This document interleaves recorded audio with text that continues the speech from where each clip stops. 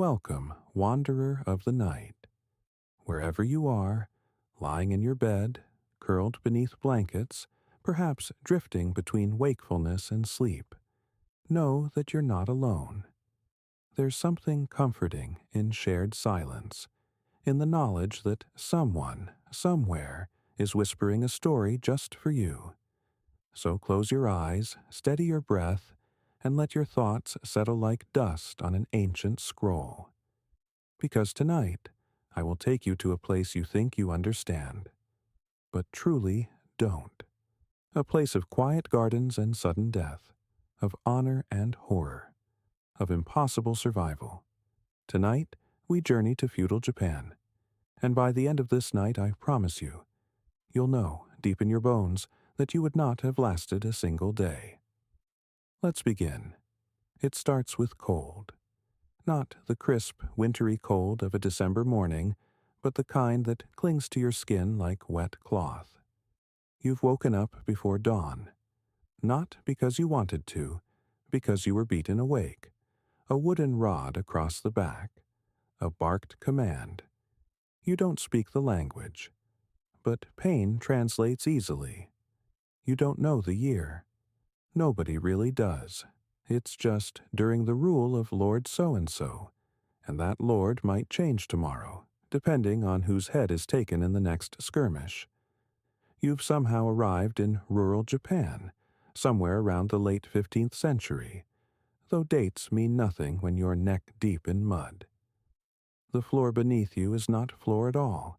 It's compacted earth, uneven, cold, and scattered with the sharp remnants of straw that passed for last year's harvest.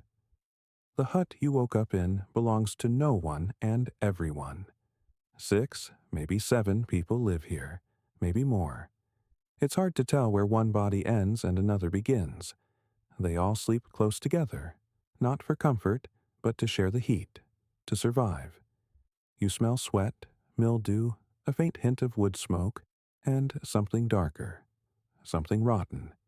There's no mattress, no pillow, just a woven mat, flattened by years of poverty, and a tattered robe you found draped over your legs. It's not yours. Nothing is. Outside, rain is falling. Not the gentle drizzle of a spring storm, but a relentless, sideways sheet that pounds the wooden slats of the hut like war drums. And you have to go out in it. You don't have shoes. No one cares. You step outside and your feet vanish into ankle-deep mud, thick with the runoff from animal pens. The stench is overwhelming. Somewhere to your left, a pig squeals. Somewhere else, a child coughs. A deep, wet sound that's lingered for weeks. No one treats it. There is no doctor, no medicine. You get sick, you die, or you don't. But no one waits around to see which. You're given a woven basket, rough against your palms, and pointed toward the rice fields. The sun hasn't risen yet, and it won't for another hour. You'll be bent over, waist deep in water, pulling weeds or planting seedlings, until well after it has. There's no breakfast. Let's pause. You've seen paintings. Ink on parchment. Serene ponds, quiet temples, curved rooftops framed by cherry blossoms. You've watched movies with glimmering katanas, honorable duels, quiet samurai in polished armor, but you haven't smelled this. You haven't felt this. You haven't stood waist-deep in icy water while your stomach twists from hunger and your back throbs from yesterday's beatings. This is the reality of feudal Japan. Not poetry, not peace. Power ruled here, raw, violent, and absolute. And you? You are nothing, a peasant, a shadow. Replaceable, disposable. Let's continue. You're lucky it's not tax day. When the taxmen come, they take everything. Rice, firewood, dried fish, the shirt off your back if they feel like it. Sometimes they take more. The worst are the lower samurai, men of ambition and cruelty who haven't earned their place, so they flex what little power they have. They ride into your village with sharpened blades and dead eyes. No one meets their gaze. No one speaks unless spoken to. You bow, lower than low, and pray your posture is humble enough not to offend. Because if it's not, they'll remind you what the blade is for. You try to think of something modern to compare it to. Maybe being an employee in a rigid, toxic workplace? No, that's laughable. There are no complaints here. No HR departments. No exit interviews. If you speak out, you vanish. And yet, every day, you get up, you work, you survive. Somehow, you learn the rhythms. When to bow, how to carry yourself, how to make your presence small enough to be ignored. You learn not to cry, not to ask questions, not to hope. Hope is dangerous. Your clothes are one layer of cotton, rough spun and full of holes. In summer, you burn. In winter, you freeze. You bathe once a week, if the weather allows, and if you can spare the time. Not because you're lazy, because to stop working is to starve. Food, if it comes at all, is humble. A bowl of millet gruel, maybe a pickled radish if the harvest was kind. Meat? Forget it. That's for warriors, not dirt like you. You've learned to chew slowly, to trick your stomach into thinking it's full. Hunger is a constant, like your shadow. One night, a bandit raid sweeps through the next village. You hear screams. You smell smoke. The next day, the villagers are gone. Burned homes, empty cradles. Nobody talks about it. Everyone just works faster. Fear is the only fuel. And still, somewhere in the distance, a flute plays. You hear it at dusk, when the sky turns violet, and the fireflies begin to rise from the paddies. A mournful, breathy melody. You never see who plays it. You never ask. But it's the only beauty left. You cling to it like a dream you barely remember. This is not your world. You don't belong here. You wouldn't survive here. Not because you're weak, because this world isn't designed for you. It's not designed for survival. It's designed for obedience. Feudal Japan didn't care about fairness. It cared about order, about hierarchy, about knowing your place and staying in it. And if you forgot, if you spoke out of turn, looked the wrong way, walked the wrong path, there were 1,000 ways to remind you, and none of them were kind. Next, we'll step deeper, into the belly of this world, into the places where illness festers and dignity is a myth, where the very air can make you sick and no one will come to help, because you are nothing. But for now, rest. Let the rain fall. Let the flute play. And if you're still awake, don't worry. I'll be here, waiting to take you further. If you've enjoyed this journey so far, I invite you to support the channel. Subscribe, leave a comment, or share this with someone who also dreams in the language of history. Every whisper helps the story carry farther. Now, close your eyes. We'll go deeper soon. Are you still with me? Good, because the rain hasn't stopped. In fact, it's stronger now, colder. But you've grown used to it, strangely comforted by the monotony of it tapping on the thatched roof, trickling down through the bamboo slats. There's no glass in the windows, no insulation in the walls. The wind enters freely. Everything outside is also inside. You curl your legs beneath you, bones aching, back sore from the day's labor. Your fingers are blistered, your knees raw. The body you inhabit feels like it belongs to someone else, someone broken, but you're still alive. For now. You haven't eaten since yesterday. That's not uncommon. The fields have been lean this season. The rice yield poor. The millet stores were raided weeks ago by soldiers moving through the area. Whether they were from your lord or another, no one knows. Soldiers are soldiers, and soldiers eat. So you tighten the sash around your waist, not for style, but to keep your stomach compressed, to trick it into silence. You're told this is what discipline feels like. You try not to think about food, but it's everywhere. The absence of it. The smell of fish roasting somewhere in the distance. Someone with more than you. The way your mouth waters at the memory of things you've never tasted. Bread, butter, salt.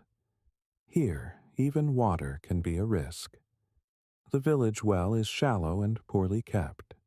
Some mornings it runs dry. Other days it smells faintly of rot. You drink anyway, there's no other choice, and that brings us to sickness. Let me tell you what happens when you get sick in feudal Japan. First, no one looks at you. Illness is a kind of shame, a sign of weakness, a bad omen. You are quietly set aside, given a straw mat placed near the back of the hut, close to the wall, far from the fire. Not because anyone wants you to suffer, because there's nothing else to be done. There are no antibiotics, no painkillers, no emergency herbs. The local healer, if your village has one, might offer you a tea made from crushed bark or fermented root. You drink it, you vomit. That's the extent of treatment. If the fever doesn't break, you start to shake. Your joints lock, your vision blurs. Flies begin to gather near your lips, drawn by the scent of something even you can't smell anymore. If you die, your body will be burned, or buried, or left in the woods, depending on the season, the mood of the village, and the availability of firewood. And life will continue. Because it has to. And yet, it's not just disease you have to fear. There are things smaller, things crawling. You scratch at your scalp. Again. Again. Your fingers come away with tiny eggs beneath the nails. Lice. They're everywhere. You've stopped noticing them. They live with you. In your hair, your bedding, your clothes, fleas too, and ticks. You once found a tick burrowed into the skin beneath your arm. You pulled it out with a splintered stick, then burned the wound with a glowing coal to keep it from festering. It still festered. You learned to live with infection, with swelling, with the metallic taste of pus in your mouth when a tooth rots and breaks. You do not cry, you do not complain. You simply endure, because this is life. And what of the upper class? Surely the samurai, the priests, the nobles, they fared better. Yes, and no. The elite had access to more food, yes. Cleaner quarters, servants, ritual baths, but they were also locked inside a system of violence, obsession, and suffocating expectation. A samurai might go his entire life without tasting true joy. Bound by Bushido, the code of honor, he must obey, endure, sacrifice. To fail in combat, to disobey a lord, to be shamed in any public way, meant death. Not by execution, but by his own hand. Seppuku, ritual suicide. He would kneel, draw the blade, cut from left to right, slow and deliberate, spilling his intestines across the floor while a second man, his kaishakunin, stood behind him with a larger sword, ready to decapitate him before the pain became unbearable. This was considered noble, honorable. And yet, when sickness came, even the noble died like peasants. Plagues swept through the islands with relentless rhythm. Typhoid, dysentery, tuberculosis. Entire villages disappeared. Towns sealed their gates. Buddhist monks chanted prayers over mass graves. The air itself grew thick with the scent of burning bodies. There was no sanctuary, no class immune. Let's return to you. Your gums have started bleeding. It's the third time this week. You don't know what scurvy is, but your body does. You have a wound on your shin that won't heal. The skin around it is hot, red, tight. You press on it. Pus leaks out. You cover it with a strip of cloth torn from your robe and keep walking. There's no one to help you. No ointment. no time.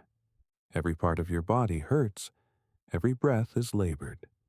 The simplest tasks, carrying water, bending to lift wood, crouching to clean the pig pen, feel impossible.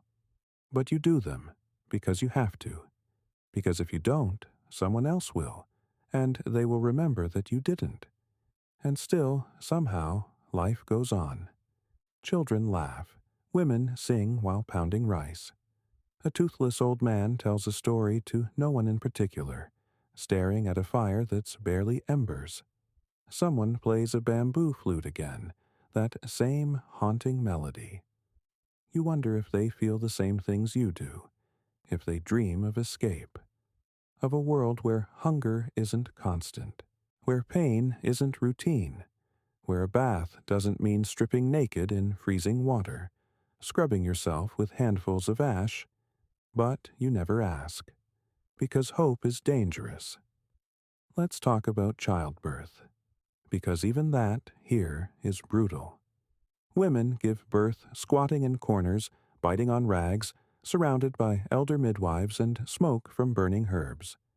There are no scalpels, no anesthesia. If the baby is breech, the mother may die. If the cord wraps around the neck, the baby may die.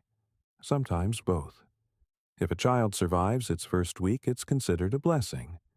If it survives its first year, it's considered a miracle. Many do not.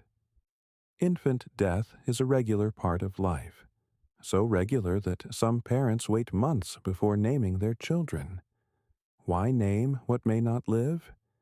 You once held a stillborn child in your hands. It fit in your palms like a fragile bird. No one wept. There were no tears, only silence, and then work, because the fields don't stop growing weeds, and neither does time. You might be wondering, was it always this hard? No. There were moments of beauty, of stillness, of connection. A bowl of hot miso shared around a fire. A haiku scratched into the dirt. The scent of plum blossoms in early spring, but these moments were stolen. Brief, they did not define life in feudal Japan. They interrupted it, and now you're tired. I can feel it in you. The ache behind your eyes. The weight in your chest. Let it come. Let the exhaustion wrap around you like a silken robe. You've earned it. You've survived another day. Somehow. But don't sleep yet, because tomorrow we'll explore what happens when law fails. When justice is a myth. When survival means silence. And if you thought hunger was cruel, wait until you see justice. You wake up before the sun again. Not because someone hit you this time, but because of the sound outside. Hooves. Heavy ones. Men shouting. Metal clinking. Samurai. You stay low as you can. No one told you to, but you've learned the rules here. When authority rides through, you disappear. You become the earth, the shadows, the dust they ride over. Because here, law does not protect you. It hunts you. Feudal Japan had laws, strict ones, entire codes written on scrolls and taught through blood and repetition. But justice? Justice was a dream, a story told by monks. In truth, law belonged to whoever held the sword. If you were a peasant, and you had no rights. Not the way you think of them. Your life was not yours. It belonged to your lord. Your land, your children, your body, your time. None of it was yours. You were born into obedience, and if you failed, punishment came swiftly. Imagine this. You're walking back from the stream. A bundle of kindling on your back. A bit of water in your jug. You pass a patrol of lower-ranking samurai. Men young, bored, perhaps drunk. You avert your eyes as you've been taught. You bow low. But your bow is not deep enough. They decide you've insulted them. One of them spits. Another laughs. The third draws his blade and, with a flick of his wrist, opens your cheek. You fall. Bleeding. They ride away. No apology. No explanation. No one will report this. No one will come to your aid. You should be grateful it wasn't your neck. This was not rare. This was order, and that's what made it terrifying. There was a concept in feudal Japan called kirisute gomen, the right of a samurai to kill a lower-class person on the spot if they felt insulted or disrespected. No trial, no questioning, just death. All that was required afterward was that the samurai report the killing to his superiors, explain the insult, and perhaps, offer a ritual explanation. Often, even that wasn't necessary. Now, imagine walking every day knowing that a misstep, a glance, a cough at the wrong time could cost you your life. There were punishments worse than death, too. Thieves were often nailed to wooden boards and displayed at crossroads, their fingers broken, their mouths stuffed with dirt. Public humiliation was common. Branding, amputation, even boiling. Yes, boiling was recorded in rare but horrifying instances, especially under the rule of particularly cruel daimyos. And those were the ones who were caught. For many, justice simply meant being dragged into the woods and never seen again. But here's what's worse. Sometimes the guilty weren't punished. Sometimes it was the innocent. Imagine your neighbor is accused of hiding rice, a deadly offense. Food is rationed strictly. Hoarding, stealing, even overcooking can be seen as sabotage. The accusation spreads. A local official arrives, sent by the regional magistrate. Your neighbor is dragged outside, stripped, tied to a post. You watch. Everyone does. He pleads, cries. He's whipped until the skin on his back resembles torn parchment. Then he's taken away. You never see him again. Later, you hear whispers. He was innocent. Someone else had been stealing. But it doesn't matter now. Fear, you realize, is the glue that holds everything together. Not belief, not loyalty, not even honor. Fear. Fear of offending, of overstepping, of being accused, of being noticed. You begin to walk differently, speak less, shrink further into yourself. You become invisible. You hope that invisibility equals safety, but it doesn't. One day, a child goes missing. The village is in a quiet panic, not loud, not urgent, just tense. People speak in whispers. The child belonged to a family of farmers, humble, quiet people. No one knows what happened. Then the Lord's men arrive. Not samurai this time, just enforcers. Local, not cruel. They ask no questions. They seize two boys, 16, maybe 17 years old, accuse them of kidnapping. You know them. They're harmless. Gentle. One of them can barely speak, but someone has to be blamed. That night, you hear their screams. You try not to. In the morning, they're gone. No one ever speaks of them again. Sometimes you think about running, disappearing into the mountains, living off roots and moss, becoming a ghost. But you've seen what happens to those who try. A woman once fled your village. No one knows why. Maybe it was abuse. Maybe it was desperation. Maybe she just wanted a different sky. They caught her a week later. When they brought her back, she didn't speak. Her hair had been cut, her face bruised, her eyes empty. She was tied to a post and left there, in the rain, for 2 days. On the 3rd day, they untied her and told her to return to work. She did. But something in her had broken. She never smiled again. Law was not blind here. It had eyes, sharp ones. It looked at you and measured your worth in obedience. It didn't care if you were kind or honest or good, only if you were useful, only if you knew your place. But not all justice was cruel. Sometimes the people found their own ways. You've seen it. An elder stepping between a samurai and a child. A mother hiding food under the floorboards for a neighbor. a stranger taking the blame for someone else's crime just to protect the weak. There was honor in these acts, quiet defiance, but they were rare. Most people, most of the time, just tried to survive. And now, night falls again. You lie down on the same mat in the same hut, beneath the same leaking roof. But something is different. You understand now why everyone is so quiet, why eyes never meet, why no one sings loudly. Because here, justice is not something you seek, it's something you fear.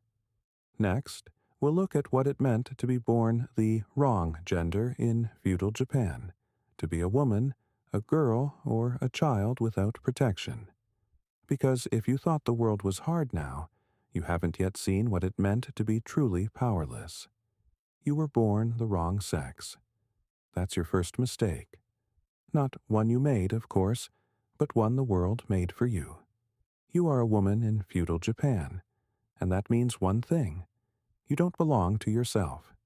From the moment of your first breath, you are property. First of your father, then your husband, possibly your son. Never yourself. No one asks what you want. You don't even know how to answer.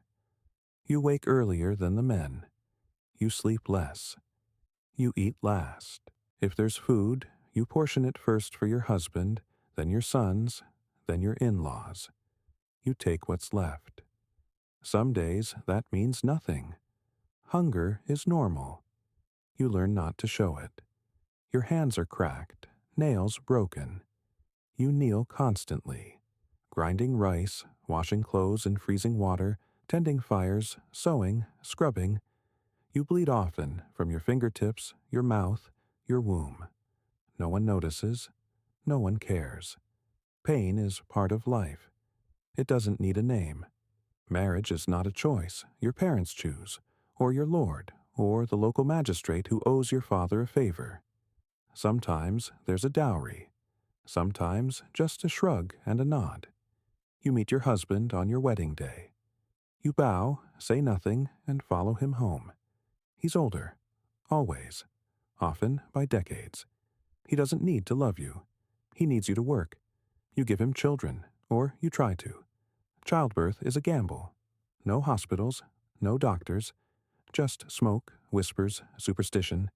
If the baby's positioned wrong, if the cord tangles, if the bleeding won't stop, you die.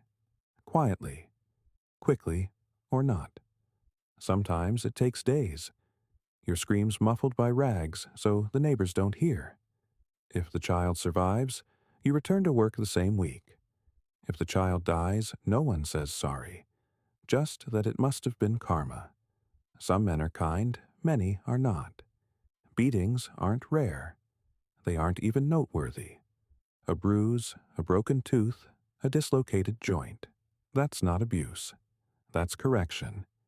You shouldn't have spoken, or looked up, or let the rice overcook. You learn to apologize first. Always. You learn silence. You learn to flinch before the blow comes, just in case. You're not allowed to own land. You can't inherit property unless all the men are dead. Even then, your right is conditional. Temporary. If you remarry, which you must, it passes to your new husband. If you refuse, it's taken. The law does not see you. The gods do not hear you. Only other women understand, and they are just as afraid. Girls are valued differently. If you're pretty, you're married off early. 12, sometimes younger. If you're not, you work harder. Clean more. Watch your brothers get educated while you're told not to be loud, not to be seen. A girl who laughs too much is called improper. A girl who fights back is called possessed. A girl who disobeys is sent away. Sometimes they come back. Sometimes they don't. In wealthier households, things look better. On the surface, you wear silk, paint your face, serve tea in silence. You speak when spoken to, play the koto, pour sake, your decoration, a living scroll, a perfect object in a perfect room. But objects break, and when they do, they're replaced. Even noble women bleed alone. And what of courtesans? You've heard the stories. The floating world, the geisha houses, beauty and grace. But you haven't heard the rest. How most of them were sold into service as children. How they trained for years, in silence, under constant control. How their lives were scheduled, their smiles enforced, their fates sealed. They don't choose their clients. They don't choose their nights. They don't choose. Sometimes you wonder what happens if you run, disappear into the forests. Take your child, flee. You've heard of women who tried. One was caught and shaved bald, paraded through the village, her child taken. Another hung herself in the woods. A passing farmer found her. No one buried her, just left her there. As a warning. But not everything is pain. There are moments, slivers, the quiet breath of a sleeping child against your chest, the whisper of wind through bamboo, the touch of another woman's hand briefly when no one's watching. These are sacred, private, untouchable. You don't speak of them. You hold them close, like fire. Your daughter is 5. She already knows how to bow, how to keep her eyes lowered, how to carry water without spilling. She doesn't smile as much anymore. You don't tell her what's coming. You don't warn her. There's no point. She'll learn like you did. Pain teaches quickly. And yet, here you are, alive, bent but not broken. Each day, you survive a world that never made space for you. You exist despite it. You build, cook, clean, raise, endure. And somehow, in all of it, you carry the memory of your mother, and her mother, and every woman who came before. It's not pride, it's something deeper, a kind of silent defiance. Soon we'll speak of gods, of spirits and rituals, of how fear wore the face of belief, how religion shaped control, how power hid behind prayers. But not tonight. Tonight you close your eyes. You feel the breath of your child against your skin. And for a moment, that's enough. You believe in spirits now, not because you chose to, because everyone does. Because not believing is dangerous. The world around you is not made of just trees and water and sky. It's made of eyes. Watching, listening, waiting. Every shadow has a name. Every sickness, a spirit. Every gust of wind, a whisper from something you cannot see. And so, you bow, you burn incense. You mutter prayers passed down by someone's grandmother, not because you understand them, but because not saying them feels like asking for trouble. Religion here is not a matter of belief. It is survival. You wake with a nod to the household shrine.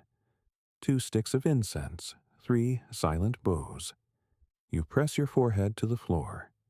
You do not speak the name of the spirit you are asking for protection. Names give power, and power must be respected. Outside, at the edge of the rice field, a small stone statue watches over the land. You don't know how old it is. It's worn, covered in moss, one eye chipped, but you never walk past it without bowing. No one does, because once someone didn't, and 2 days later they drowned in the irrigation canal. Coincidence, maybe. No one risks it twice. There are temples, yes, some wooden, some stone, all silent, always cold. Buddhist monks chant sutras in voices that echo across the hills. You don't understand the words. No one does, but that's not the point. The sound is enough. The rhythm itself is a kind of protection. You offer coins at the altar, or rice, or salt, or sake, or nails from a dead relative's coffin. It depends on what you're asking for. Safety, fertility, revenge. The monks take what they need, keep what they want. You never question them, because behind their shaved heads and wooden beads is a network of quiet power. They speak to the dead, to the mountain, to the unseen. You do not speak back, But temples are for the living, shrines are for fear. At the edge of the forest is one made of rotting wood and crow feathers. No roof, just a pile of offerings and a tangle of rope. You've never seen anyone tend to it, but every time you pass there's something new. A broken doll, a severed chicken foot, a human tooth. Children are told never to touch.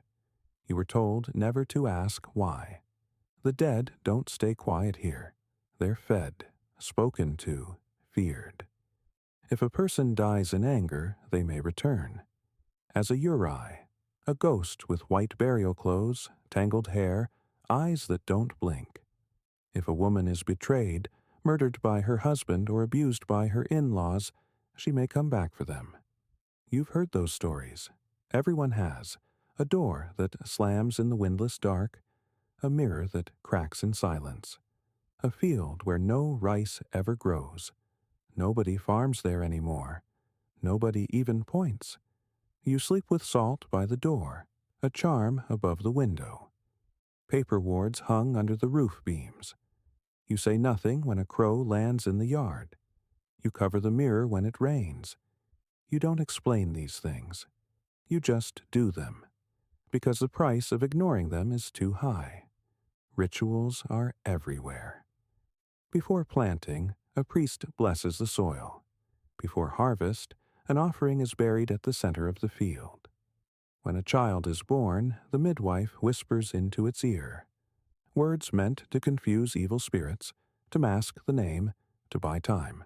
Some children are named months after birth. Some never. The belief is simple. Spirits listen. If they hear a name, they might follow it home. There are gods, yes, but not like you imagine. Not loving, not forgiving, not kind. They are forces. Hungry, demanding, easily angered. A god of fire might warm your home or burn it down. A river spirit might bring a good flood or drown your children. There are gods with fox faces, snake tails, black tongues. Some smile. That's the worst. Because if they're smiling, it's already too late. And then there are the forbidden ones. You do not say their names. You do not ask questions. You don't speak of the shrine in the forest that smells of blood and mildew. The one with no monks, no prayers, only silence. Once, you saw a man go there. He came back pale, quiet. He didn't speak for 3 days. On the 4th, he walked into the river and didn't come out. No one asked why. No one ever went back. The village has a ritual each spring, a mock funeral.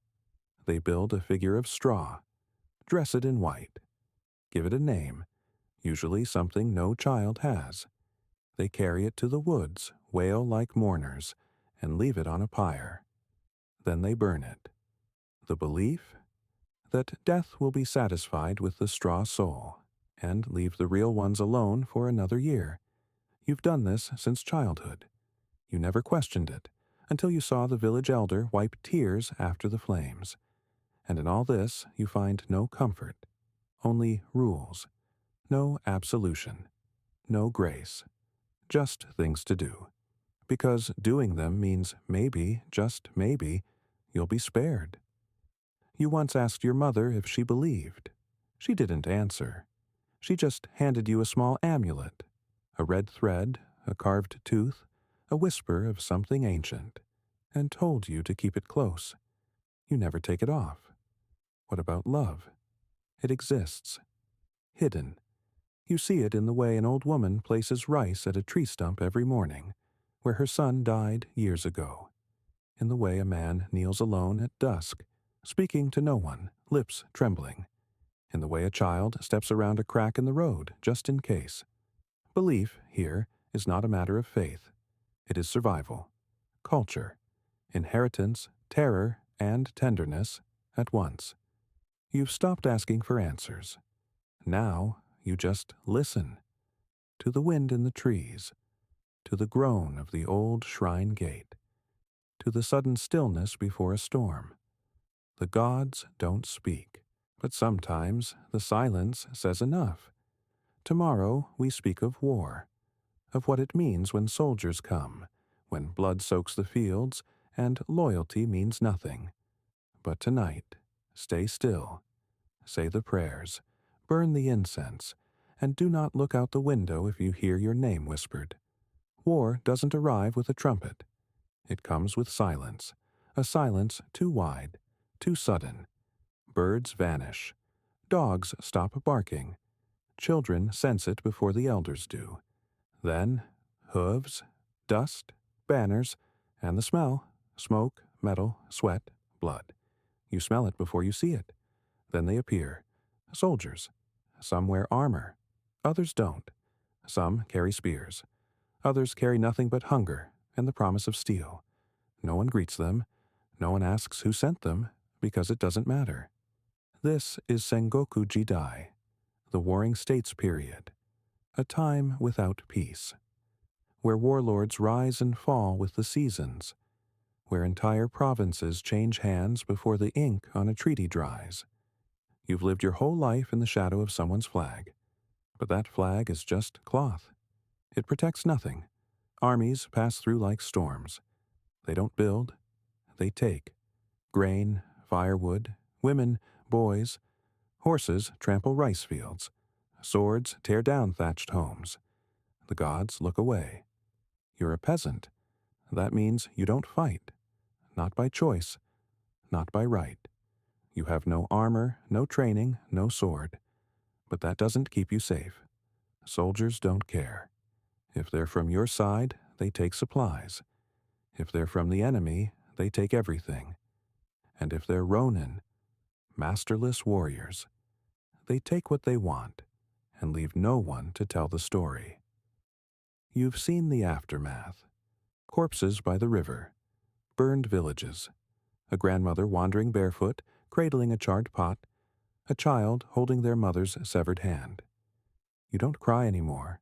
There's no time for that. You just count what's left. Tools, rice, people, and bury what you can before the crows come. Sometimes the army recruits. They don't ask. They point. You, not you, you. Boys are taken from fields, handed bamboo spears, tied to columns of strangers. No training, no strategy. Just walk forward. Point the spear. Try not to die. You once watched a boy scream after his first kill. He couldn't stop shaking. Blood on his face, his hands, his teeth. By nightfall, he was dead. A stray arrow. Wrong place. Nobody remembered his name. For the samurai, war is honor. But that's a lie. For every staged duel or dramatic charge, there are 10 skirmishes in the dark, 10 ambushes in the mud, 10 massacres of unarmed villagers. There are no rules. Not really. Only victory. Heads are trophies, notched and labeled. And your village, just another piece on the board. You remember one night, the fire started at the edge of the trees. Soldiers rode in fast. You didn't have time to run. They weren't even the enemy, just retreating troops, desperate and angry. They killed the animals, took the grain, dragged your neighbor's daughter into the barn. She was 12. When they left, they didn't look back. The next day, you found a katana buried in the field. Heavy, sharp, clean. You didn't touch it. A weapon is not safety. It's a promise, and you can't afford to make promises. The men who survive war come back changed. Those who return quieter, angrier. Their eyes look through you. They flinch at shadows. They wake screaming. Some beat their wives. Some drink poison. Some walk into the woods and never return. War doesn't end when the fighting stops. It follows them. Into homes. Into sleep. Into children. You've seen sons become soldiers, then strangers, then bodies, and you've learned not to hope when they leave. But war isn't just on battlefields. It's in the taxes raised to pay for armor, in the conscripts dragged from their families, in the famine that follows the burned fields, in the temple left empty because the priest was killed. There is no glory, only survival. You learn to listen, to read the wind, to pack quickly, to hide better. Some nights you lie flat in the tall grass, clutching a crying child, hoping the horsemen don't see you. Sometimes they don't. Sometimes they do. You don't control the outcome, only your breath. And yet, war shapes everything. It changes the map. The Lord you once feared is gone, replaced by another. He brings new banners, new taxes, new rules. But the fields stay the same. The mud, the labor, the ache. You still wake before dawn, still bend your spine, still count the days between rice and rain. The only difference is whose name you whisper when the officials come. You once saw a general from a distance, tall in full armor, red lacquer, gold trim, surrounded by attendants. He didn't look at you, just passed through like wind. But for a moment you saw his eyes. They were tired. Even kings get tired. At the end of every campaign, the villages rebuild. One nail at a time. One beam, one pot. They plant again, bury again, name new children after the dead, sing old songs with different meanings. Life doesn't stop, even if war keeps coming. You no longer ask if peace will come. You ask only if you'll be alive tomorrow. That's enough. That's everything. Tomorrow we close the circle. We return to where we began, to the truth you always feared, that you wouldn't survive a single day here. But tonight, just rest. You've survived war, for now. You've made it this far. That's what they'll say. That's what they'll think. That survival is proof of strength, of resilience, of some inner light that refused to go out. But they don't understand. This wasn't survival. This was endurance. Survival implies choice. You had none. You didn't survive feudal Japan. You existed inside it. You didn't win. You weren't meant to. You obeyed. You endured. You bent so deeply that even your bones forgot what it meant to stand straight. You didn't dream. You didn't speak out. You didn't imagine another life. You couldn't afford to. You were too busy staying invisible, too busy keeping quiet, too busy counting bowls of rice and fingers and names of the dead you weren't allowed to mourn. You learned silence before you learned speech, learned to kneel before you walked, to apologize before you understood your own needs. You watched your neighbors die, children disappear, mothers collapse, fathers turn to stone. You listened to the wind for signs, prayed without understanding, feared things with no names. You watched your daughter become a shadow of yourself, and still, you kept going. But now the sun rises, again. You wake, again. You tie your robe, step into the cold, hear the crow call, smell the wet earth, walk the same path to the same field. No one thanks you. No one notices. You do it anyway, because not doing it means something worse. And then, as you plant a new shoot of rice, bare fingers pushing it into the flooded soil, you stop, just for a moment. Your back aches, your stomach growls, your knees tremble. You are 30, maybe 40. You feel 80. You look at your hands, at the water, at your reflection in the ripples. You don't recognize yourself. You haven't for years. And that is the truth, isn't it? Not the swords, not the battles, not the temples or ghosts or samurai or fire, but this moment, alone, bending over mud, knowing no one is coming, that no help exists, that the best you can hope for is another day that looks exactly like this one. That is feudal Japan. Not the paintings, not the poems, not the myths. This dirt, this breath, this silence. You thought maybe you could survive it, that with knowledge, with effort, with discipline, you'd last, But you wouldn't. You wouldn't last a day, not because you're weak, because no one was meant to survive this. They just did. They did it without choice, without mercy, without rest. They did it for centuries. And you? You had the luxury to think of it as history. They didn't. Now, close your eyes. Hear the rain again. Smell the wet wood, the rice, the sweat. Feel the bruises, the hunger, the things left unsaid.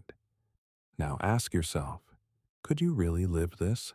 Could you bury your child and still get up to sweep the yard? Could you watch someone beaten in the street and not speak? Could you give birth in a silent hut and return to work 3 days later? Could you be told your life belongs to someone else and agree? You wouldn't last a day, not because you're soft, but because you remember what it feels like to choose. And here, you don't get to choose, but they did. They lived, nameless, broken, bent, and because of them, the world moved forward, a little, slowly, at great cost. So next time you see an image, a cherry blossom, a samurai, a paper lantern, a scroll, remember this. Behind it was a child who went hungry, a mother who didn't cry, a village that vanished, a life no one recorded, but still mattered, still breathed, still bent to plant the rice. Now sleep. Not because the story ends, but because you don't need to carry it anymore.